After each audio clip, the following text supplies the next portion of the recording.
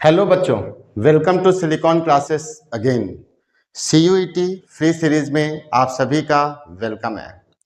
तो हम लोग आज सॉल्यूशन चैप्टर स्टार्ट करेंगे और सॉल्यूशन में हमारा पार्ट 1 टॉपिक होगा सॉल्युबिलिटी। तो चैप्टर का नाम लिखते हैं सॉल्यूशन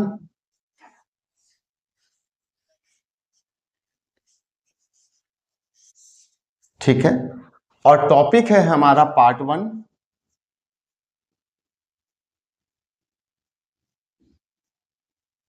सॉल्युबिलिटी।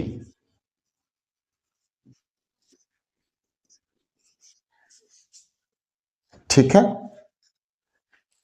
सॉल्युबिलिटी क्या होता है?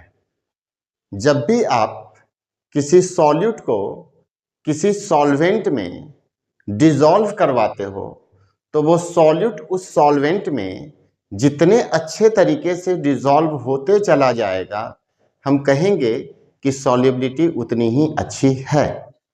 फॉर एग्जाम्पल, मैंने आपको एक ग्लास वाटर दिया, मैंने एक दूसरे बच्चे को भी एक ग्लास वाटर दिया। एक बच्चे ने जब शुगर पार्टिकल्स ऐड करा तो वो मेरे से कह रहा है कि सर देखो ना, जो शुगर के जो पार्टिकल्स हैं वो अच्छी तरीके से डिसॉल्व नहीं हुए। वहीं दूसरा बच्चा बैग मुझे ये कह रहा है कि सर शुगर के पार्टिकल्स मैंने जब डिसॉल्व करे तो फटाफट जल्दी से डिसॉल्व हो गया। इसका मतलब क्या हुआ? सेकेंड वाला स्टूडेंट जिसके वाटर में शुगर पार्टिकल्स अच्छे तरीके से डिसॉल्व हो गए, उसकी सॉल्युबिलिटी अच्छी कही जाएगी। इसलिए हम ऐसा कह सकते हैं कि जब भी किसी सॉल्यूट को किसी सॉल्वेंट में हम डिसॉल्व करेंगे तो जितने अच्छे तरीके से, जितने ज़्यादा अमाउंट में वो सब्सटेंस सॉल्वेंट में डिसॉल्व हो जाए, उसकी सॉल्युबिलिटी उतनी ही अच्छी होगी। तो चलो सॉल्युबिलिटी का एक डेफिनेशन भी हम लोग लिख लें।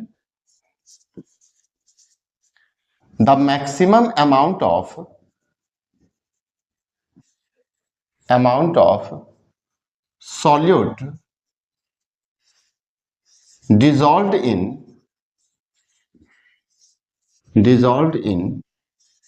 given a specific solvent is called solubility, है ना। कोई भी सॉल्यूट किसी स्पेसिफिक सॉल्वेंट में जितने मैक्सिमम से मैक्सिमम क्वांटिटी में डिसॉल्व होते चला जाए वही सॉल्युबिलिटी कहलाएगा। बच्चे, समर के टाइम में यदि तुम एक ग्लास वाटर लेकर के यदि 2 स्पून उसमें शुगर डिसॉल्व करवाओगे, फटाफट डिसॉल्व हो जाएगा। लेकिन वहीं विंटर के टाइम में, सर्दी के समय में, जब तुम शुगर के पार्टिकल्स डिसॉल्व करवाओगे, उसको घुलने में काफ़ी वक्त लगेगा, क्योंकि वहाँ पर सॉल्युबिलिटी उस वक्त काफ़ी कम होगी। इससे ये पता चलता है कि विंटर टाइम में solubility of solid in liquid कम होती है, और समर टाइम में, इट मीन्स जब टेम्परेचर ज़्यादा होगा, तो solubility of solid in liquid बहुत ज़्यादा होती है। कभी घर में शुगर सॉल्यूशन बनाना ना, मतलब ठंडा पानी ले लेना, एक जगह पर तुम गर्म पानी ले लेना, ठंडे पानी में तुम शुगर को डिसॉल्व करवाना, बुखार तुम्हारा आकर के एक बार छूट जाएगा, बहुत मुश्किल होगा डिसॉल्व करवाना। वहीं गर्मी में अगर तुम उसको डिसॉल्व करवाओगे, गर्म टेम्परेचर पे वाटर रहेगा, डिसॉल्व करवाओगे, वो जल्दी घुल जाएगा। शिकंजी याद है? गर्मी के दिनों में अभी जगह जगह तुम्हें जो है वो शिकंजी मिलना स्टार्ट हो जाएगा। ठीक है, गर्मी के समय में क्या होता है बेटा जी, शुगर के पार्टिकल्स जो है वो वाटर में अच्छी तरीके से घुल जाते हैं। इट मीन सॉल्युबिलिटी अच्छी है। ठीक है, तो अभी सिंपली इतनी ही बातें हैं कि सॉल्यूट को जब हम सॉल्वेंट में डिसॉल्व करवाएं और वो जितने अच्छे तरीके से डिसॉल्व होगा, हम कहेंगे सॉल्युबिलिटी अच्छी है। दो तरीके की सॉल्युबिलिटी आप लोगों को पढ़नी है। जब हम किसी सॉलिड सॉल्यूट को किसी लिक्विड सॉल्वेंट में डिसॉल्व करवाएंगे तब क्या होगा, और दूसरा जब हम किसी गैस सॉल्यूट को किसी लिक्विड सॉल्वेंट में डिसॉल्व करवाएंगे तब क्या होगा। तो चलो, मैंने यहां पर टॉपिक लिख दिया type of solubility, type of solubility. ठीक है, पहला टाइप क्या है? Solid solute solute dissolved in liquid. और दूसरा टाइप मैंने क्या लिखा, gas solute dissolved in liquid. काश मेरे पास भी स्मार्ट बोर्ड होता, मैं भी यूं फटाफट ऐसे करके लिख देता, है ना। खैर कोई नहीं बच्चे, हम लोग इसमें ही कर लेंगे काम। तो सॉलिड सॉल्यूट को हमें एक बार लिक्विड में डिसॉल्व करवाना है और गैस सॉल्यूट को एक बार लिक्विड में डिसॉल्व करवाना है। मतलब ये हुआ कि हम एक ग्लास वाटर ले लेते हैं, ये क्या है, वाटर, और इसमें हम किसी सॉलिड को मिक्स करेंगे, ठीक है, लाइक शुगर। तो सॉलिड सॉल्यूट डिसॉल्व हो रहा है लिक्विड में। दूसरा, हमने फिर से एक ग्लास वाटर ले लिया और इसमें हम ऐड करेंगे किसी गैस को, मिक्स करेंगे गैस को, तो gas solute dissolve in liquid हो गया। तो दो तरीके की सॉल्युबिलिटी आप लोगों को पढ़नी है। चलिए, अब मैंने यहां पर लिखा explanation when solid solute dissolve in liquid, dissolve in, ठीक है। हम लोग इस एक्सप्लेनेशन को देखते हैं कि जब हम किसी सॉलिड सॉल्यूट को किसी लिक्विड में डिसॉल्व करवाएंगे तब क्या होगा, यानी case number first, condition number first. तो बच्चे, जब तुम सॉलिड को किसी लिक्विड में डिसॉल्व करवाओगे तो उसे तीन फैक्टर्स अफेक्ट करते हैं। पहला टेम्परेचर, दूसरा प्रेशर और तीसरा नेचर ऑफ द सॉल्यूट। तो हम लोग कंसीडर करते हैं पहला फैक्टर्स, यहां लिख दो क्या तुम लोगों के लिए, चलो, 3 factors which affect this solubility,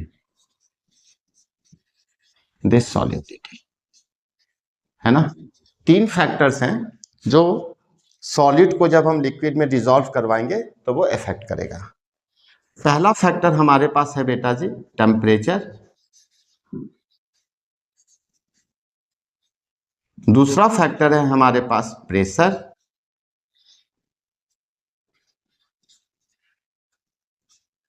और तीसरा फैक्टर है हमारे पास nature of solute.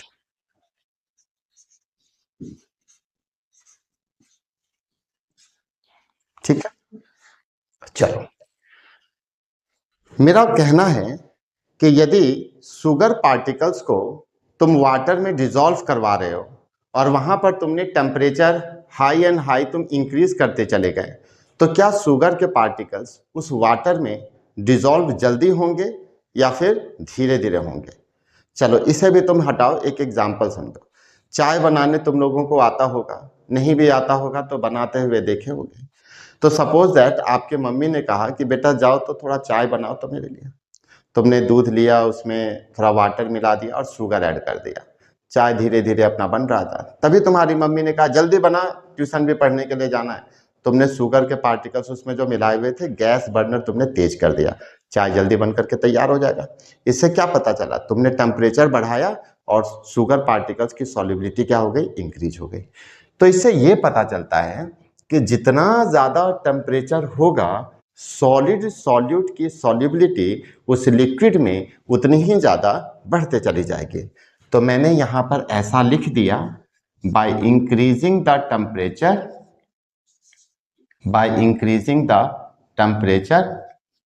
solubility of solid solute increases in given solvent, ठीक है।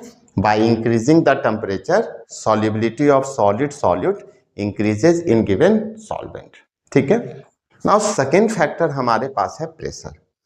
बेटा जी, यदि तुम किसी सॉलिड को किसी लिक्विड में जब डिसॉल्व करवाते हो तो प्रेशर कोई खास उसमें इफेक्ट नहीं डालता है।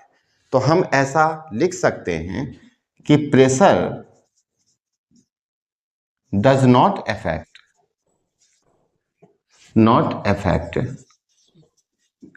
the solubility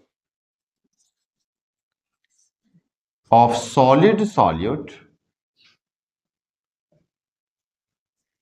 in given solvent, ठीक है। थर्ड फैक्टर्स क्या है? Nature of solute. जब भी किसी सॉलिड सॉल्यूट को तुम लिक्विड सॉल्वेंट में डिसॉल्व करवाओगे तो नेचर ऑफ द सॉल्यूट कहने का मतलब है कि पोलर सॉल्यूट पोलर सॉल्वेंट में डिसॉल्व होता है और non polar solute non polar solvent में डिसॉल्व होता है। तो हम ऐसा लिख सकते हैं, polar solute dissolved in polar solvent, whereas non-polar solute dissolved in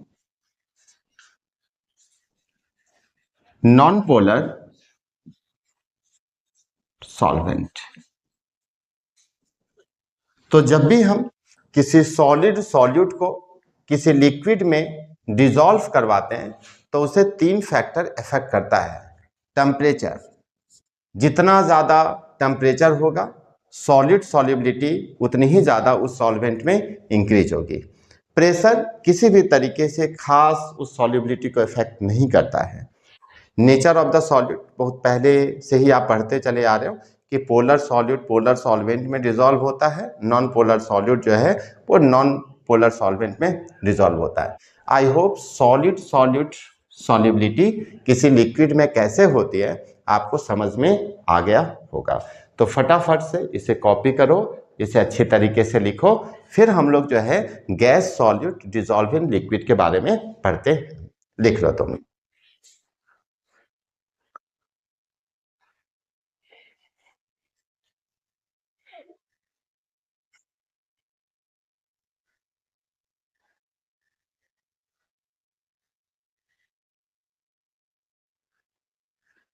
चलो, तो हो गया। आगे बढ़ते हैं और अब हमारा सेकेंड सॉल्युबिलिटी है गैस सॉल्यूट डिसॉल्विंग लिक्विड। तो बेटा जी, पहले एक बार मैं इन लिखे हुए चीजों को मिटा दूं।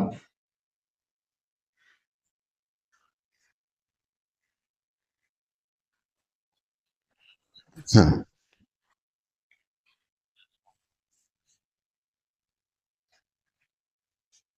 ठीक है। तो अब हमें यह पढ़ना है एक्सप्लेनेशन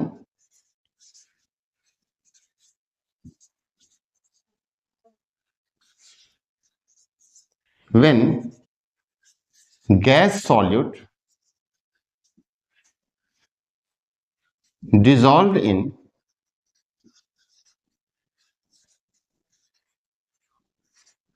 liquid, है ना। जब हम किसी गैस को एज ए सॉल्यूट किसी लिक्विड में हम मिक्स करेंगे तो उस समय सॉल्युबिलिटी कैसे रहती है या फिर उस सॉल्युबिलिटी को अफेक्ट करने वाले फैक्टर्स कौन कौन होते हैं, ठीक है।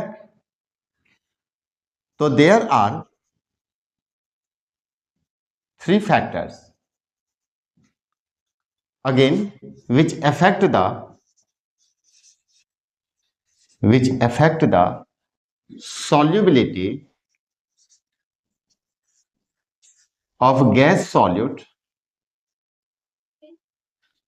in liquid। इसमें भी बेटा जी हमारे पास तीन फैक्टर्स हैं जो गैस की सॉल्युबिलिटी को अफेक्ट करते हैं। पहला फैक्टर हम लोग फिर से टेम्परेचर को ले लेते हैं, ठीक है। चलिए एक एग्जांपल समझते हैं। मान लो आपको एक कंटेनर में वाटर दे दिया गया है और आपने उस वाटर को हीट करना स्टार्ट करा। तो जब आप वाटर को हीट करोगे तो उसका वेपोराइजेशन होगा। जब उसका वेपोराइजेशन होगा तो क्या लगता है उसमें से हाइड्रोजन और ऑक्सीजन गैस बाहर की तरफ निकलेंगे या हाइड्रोजन और ऑक्सीजन गैस उसमें डिसॉल्व होंगे? आपका जवाब यही होगा कि नहीं, अगर वाटर को हम हीट करते तो हाइड्रोजन और ऑक्सीजन गैस जो है एवोपरेट होकर के, वेपोराइज होकर के बाहर की तरफ जो है वो जाता रहेगा। इससे क्या पता चला? इससे पता चला कि यदि तुम टेम्परेचर बढ़ाते चले जाओगे तो वेपोराइजेशन होते चला जाएगा और उसके अंदर वाटर का formula H2O, it means hydrogen और ऑक्सीजन जो है वो बाहर की तरफ में रिलीज होता चला जाएगा। तो सॉल्युबिलिटी क्या हो रही है? डिक्रीज हो रही है ना। तो हम ऐसा लिख सकते हैं, by increasing the temperature, by increasing the temperature,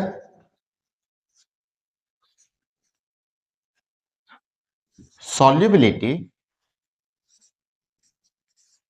of gas in liquid decreases, है ना। जैसे जैसे आप टेम्परेचर बढ़ाते चले जाएंगे वैसे वैसे गैस सॉल्यूट की जो सॉल्युबिलिटी है लिक्विड में वो डिक्रीज होते चली जाएगी, है ना। सेकेंड फैक्टर्स बेटा जी हमारे पास आता है यहां पर प्रेशर को लेकर के। प्रेशर, यदि आपको किसी गैस सॉल्यूट को किसी लिक्विड में डिसॉल्व करवाना है तो उस गैस सॉल्यूट के ऊपर आपको प्रेशर ज्यादा देना पड़ेगा। गैस सॉल्यूट के ऊपर जितना ही ज्यादा तुम प्रेशर अप्लाइड करते चले जाओगे, गैस सॉल्यूट उस लिक्विड में उतने ही अच्छी तरीके से डिसॉल्व होता चला जाएगा। इसका मतलब क्या हुआ कि जितना ज्यादा प्रेशर बढ़ेगा उतनी ज्यादा गैस की सॉल्युबिलिटी जो है वो लिक्विड में इंक्रीज होते चली जाएगी। बच्चे इस लॉ को हम लोग हेनरीज लॉ कहते हैं। हेनरीज ने ही इस लॉ को दिया था। तो ऐसा लिखा जा सकता है कि by increasing the pressure the solubility of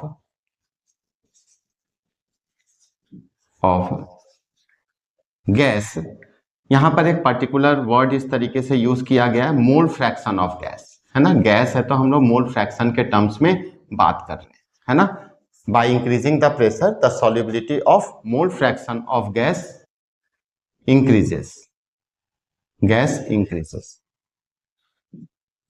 ठीक है। और इसको फॉर्मूले के टर्म्स में ऐसा लिखा गया कि प्रेशर जो है हम लोग इंक्रीज कर रहे हैं तो मोल फ्रैक्शन ऑफ द गैस क्या हो रहा है बेटा जी? इंक्रीज हो रहा है, ठीक है। जैसे जैसे प्रेशर अप्लाइड होते चला जाएगा, इंक्रीज करते चले जाएंगे, गैस की सॉल्युबिलिटी जो है गिवन लिक्विड में अच्छी तरीके से सॉल्युबिलिटी को बढ़ाते चला जाएगा, ठीक है। आपको पता है कि इस प्रोपोर्शनल साइन को हम लोग हटाते हैं और हटा करके यहां पर हम लोग के एच काई लिखते हैं। बच्चे ये जो हमने के एच काई लिखा है, मोल फ्रैक्शन लिखा है, यहां पर इस के एच को हम लोग हेनरीज कांस्टेंट कहते हैं, हेनरीज कांस्टेंट कहते हैं, ठीक है। ये जो लॉ है वो हेनरीज लॉ हुआ और यहां पर जो हमने के एच टर्म्स लगाया है इसे हम लोग हेनरीज कांस्टेंट कहते हैं। बच्चे थर्ड फैक्टर हमारे पास है nature of gas, nature of gas, ठीक है। गैस के नेचर पर भी डिपेंड करता है सॉल्युबिलिटी। अगर कोई गैस बहुत ज़्यादा रिएक्टिव है जिसको तुम सॉल्वेंट में ऐड करने के लिए जा रहे हो सकता है कि उस लिक्विड सॉल्वेंट में वो रिएक्ट हो जाए, है ना। तो उस गैस को हम लोग यहाँ पर कंसीडर नहीं करेंगे। एक लिमिटेशंस के फॉर्म में भी ये क्वेश्चंस बनता है। तो नेचर ऑफ द गैस कहने का मतलब ये हुआ कि गैस किस तरीके के नेचर्स में बिहेव कर रहा है, कैसा बिहेव कर रहा है, कहीं रिएक्शन तो नहीं कर जा रहा लिक्विड सॉल्वेंट पे, तो वहां पर उसकी सॉल्युबिलिटी जो है वो बिल्कुल जीरो होगी क्योंकि उसने रिएक्शंस कर दिया है, ठीक है। तो ये तीन फैक्टर्स थे, टेम्परेचर, प्रेशर और nature of the gas. I hope आपको इतनी बातें समझ में आ गई होंगी। एक बार आप इसको भी नोट डाउन कर लीजिए, कुछ छुटा हुआ है तो फिर हम लोग आगे बढ़ेंगे।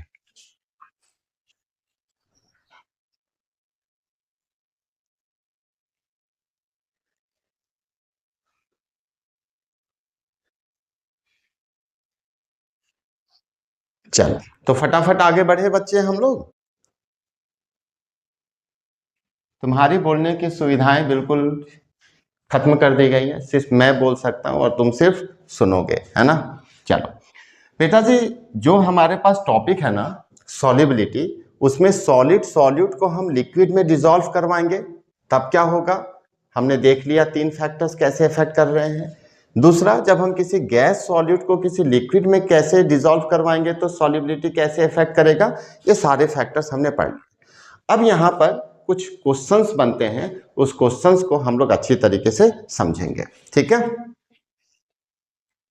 तो पहले मैंने बोर्ड को एक बार बिल्कुल क्लीन कर दिया है, सारा मिटा दिया मैंने, मुझे स्पेस मिल गया। अब मैं आगे बढ़ता हूं।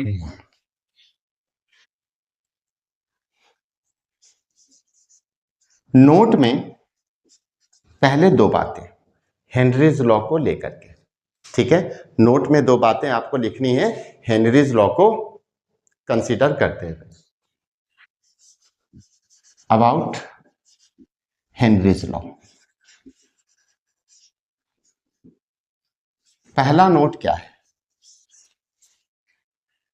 बच्चे, आप सभी ने फॉर्मूला देखा, P is equal to KH chi mole fraction of the gas, है ना।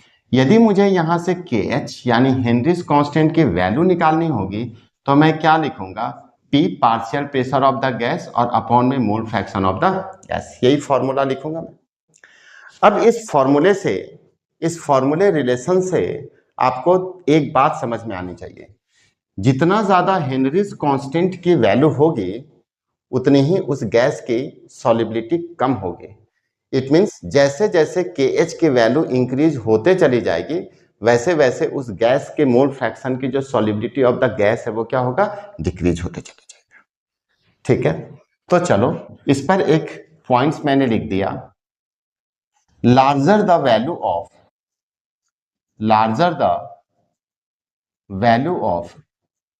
KH, larger the value of KH, then smaller will be solubility of gas in liquid, है ना। जितना ज्यादा KH का वैल्यू होगा उस गैस की सॉल्युबिलिटी उस लिक्विड में उतनी ही कम होगी, ठीक है। ये हमारा पहला इंपॉर्टेंट नोट्स है और इस पर करते हैं एक छोटा सा क्वेश्चन। और ये क्वेश्चन बेटा जी आपके CUET एग्जाम में 2025 में आ रहा है, आप इसको प्रिंटेड क्वेश्चन में लिख लो, जब मैंने बोला है तो वो पेपर में आएगा, ठीक है। क्वेश्चन किस तरीके का होगा इसे देख लो। 4 gases A, B, C and D having their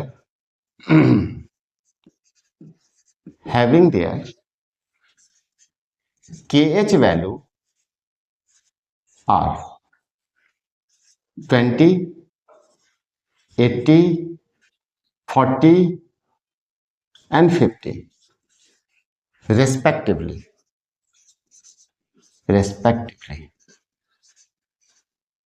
Then which gas is more soluble? Which gas is more soluble? Which gas has more solubility?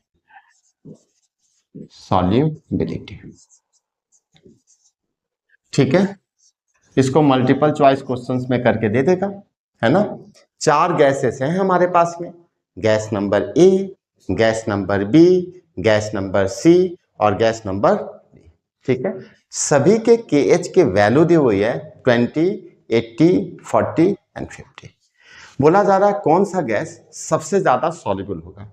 हो सकता है क्वेश्चन में ये भी दे दे कि कौन सा गैस कम सॉल्युबल होगा, ऐसा भी हो सकता है arrangement of ABCD in the form of gas solubility देते।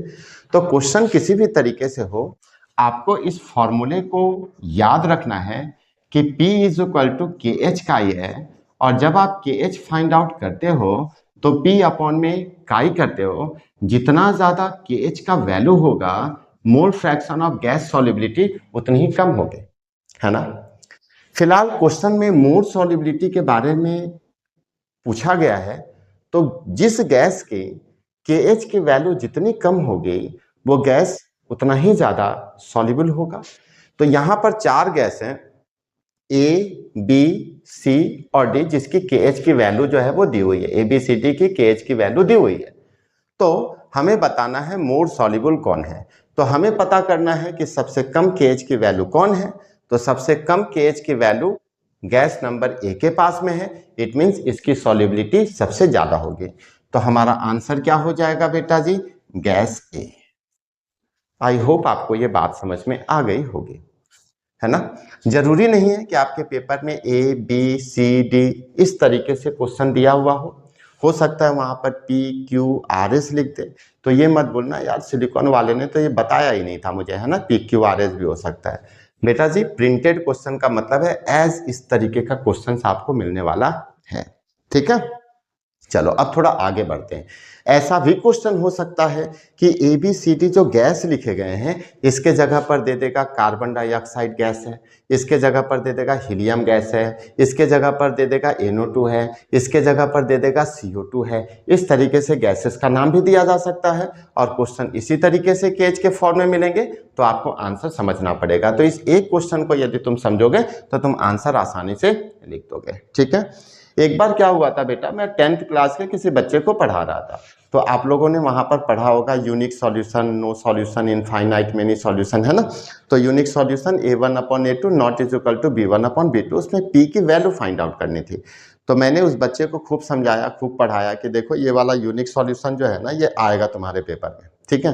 पेपर में वो आया भी। तो अगले दिन जब वो आया तो मैं बहुत खुश था कि चलो ये क्वेश्चन आ गया। तो मैंने उससे पूछा ये वाला क्वेश्चन तूने कर लिया है ना।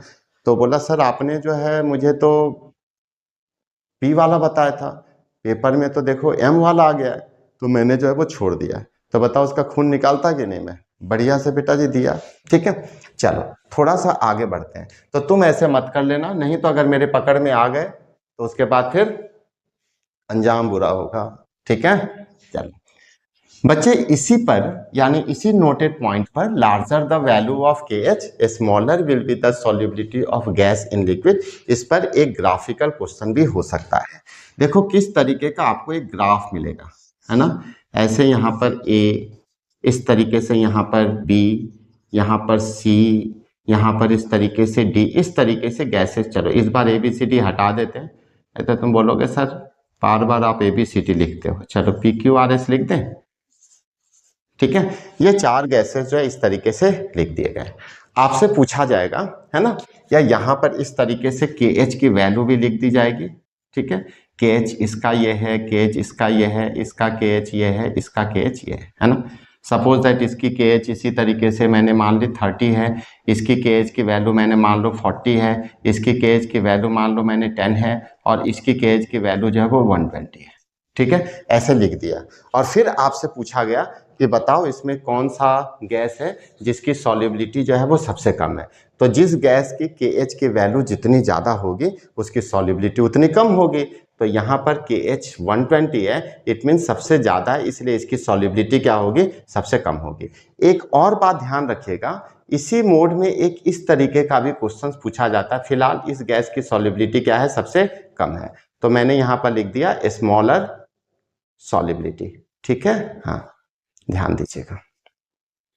इसी तरीके से बेटा जी एक इस तरीके का भी ग्राफिकल रिप्रेजेंटेशन होता है जहां पर यहाँ पर गैसेस के नाम लिखे हुए रहेंगे।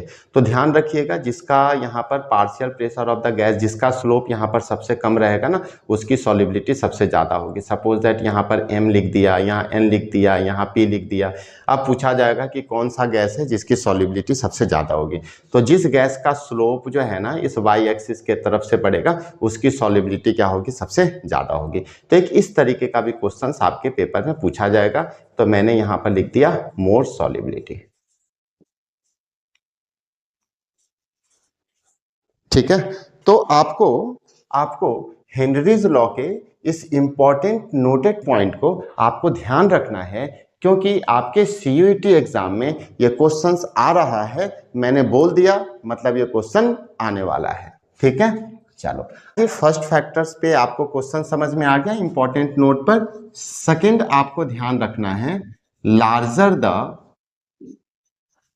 Value of larger the temperature then more will be KH value, है ना। तो एक क्वेश्चन आपको इससे रिलेट करके इसी तरीके का दिया जा सकता है, KH की वैल्यू जितनी ज्यादा होगी उसके लिए, उस गैस के लिए वहां पर टेम्परेचर उतना ही ज्यादा होगा। आई होप आपको ये बातें समझ में आ गई होंगी। तो अभी तक मैंने आपको जितना भी पढ़ाया है वो सारे कंटेंट आपको अच्छे से पढ़ने हैं, लेकिन ये वाले जो 2 क्वेश्चन हैं इस नोटेड पॉइंट को लेते हुए इस पर आपको अच्छे तरीके से समझ परख रखनी है। ठीक है, चलिए अब हम लोग यहाँ पर पढ़ने वाले हैं application of Henry's law. Application of Henry's law, मैं यहाँ पर सिर्फ पॉइंट को लिख दूंगा, आप इसके लिए एनसीईआरटी को जरूर यूज कीजिएगा। मैंने आपको पहले भी बोला है कि जो भी टॉपिक पढ़ाया जाए एनसीईआरटी ओपन कीजिए और उसको अच्छी तरीके से पढ़िए, जो भी मिसिंग पॉइंट है उसको नोट में एडिट करते चलिए, है ना। तो एप्लीकेशन ऑफ हेनरीज लॉ में बेटा जी आपको क्या क्या पढ़ना है ये समझिए। सबसे पहले CO2 dissolved in soft drinks bottle, CO2 dissolved in soft drink bottle,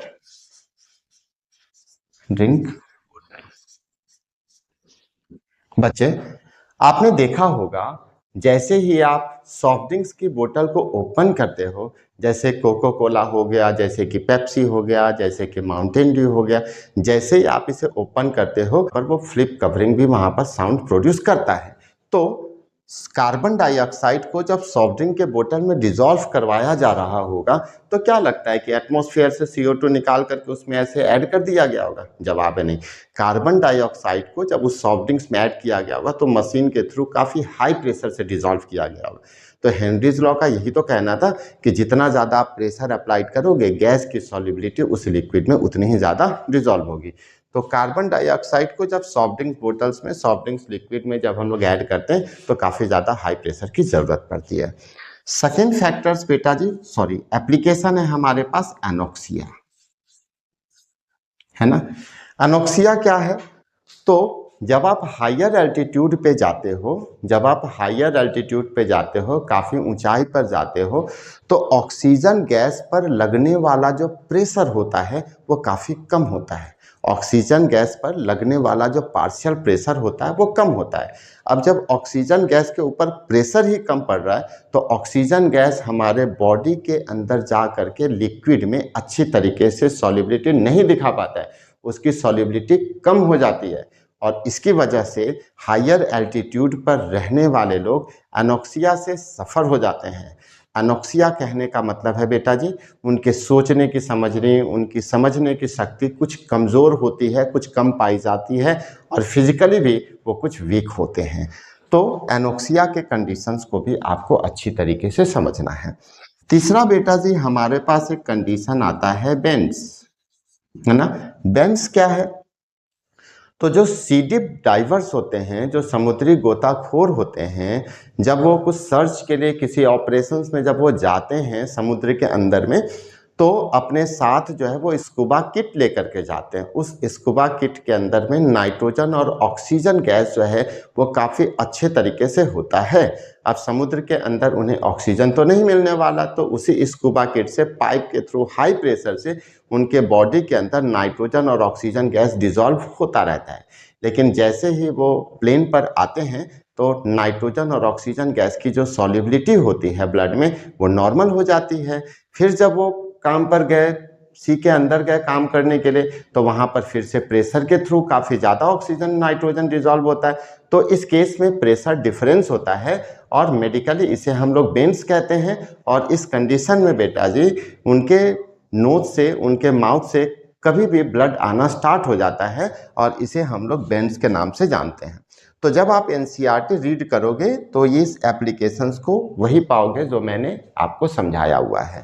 तो सॉल्यूशंस का जो पार्ट 1 है सॉल्युबिलिटी, ये यहीं पर खत्म होता है। मैंने आपको अच्छी तरीके से सॉल्युबिलिटी समझाया है। आप नोट्स को पहले लिखिए, नोट्स को पढ़िए, नोट्स को याद कीजिए, उसके बाद एनसीईआरटी को रीड कीजिए। जो टॉपिक आपको लगा है कि थोड़ी बहुत उसमें कुछ इंपॉर्टेंट पॉइंट्स मिल रहे हैं, उसको इसी नोट्स में आप ऐड ऑन कर दीजिए। आपका सीयूईटी का नोट सॉल्युबिलिटी तैयार रहेगा। जो क्वेश्चंस आपको बताए गए हैं प्रिंटेड में, उसको अच्छी तरीके से फोकस करके रखिएगा। तो आज के क्लास में इतना ही। Thank you so much.